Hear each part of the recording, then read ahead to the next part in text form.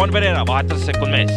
Jalge vahelt söödab seal Koskurile. Pereira värava ette ja pall on väravas. Ja tundub, et värava autoriks number 79 Pavel Marin ja karm tõsiasi Kuressaare jaoks on nüüd.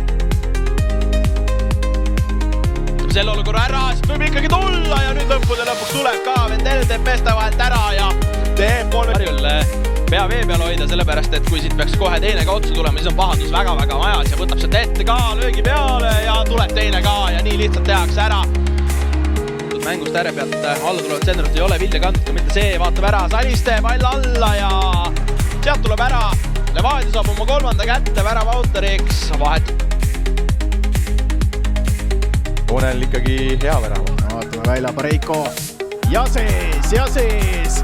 38. minutil läheb Pärnu Vaprusele välja tõste tagumisse tsooni, kerkitakse ja 57. minutil Kevin Aaloe lööb Vapruse teise Lõikab sisse Kradmõkov, Toustik, kas tuleb löök? Tuleb löök ja tuleb löök! No ikka tuleb ja tuleb Nikita Kradmõkov!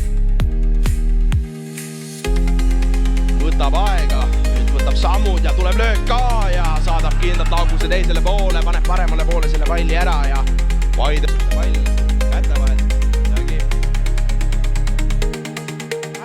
Ära kaduda. Vaatame korraks tundus, et Lauguse pall on täitsa käes. Mitte, lihtsalt. Ei pole õnnestunud. Ja pall Anieri suunas, siit on võimalik ette ka võtta vasaku jala peale, tulistab ja riisturka, sellel mehel ei ole palju vaja, käed laiali ja siin on tehtud.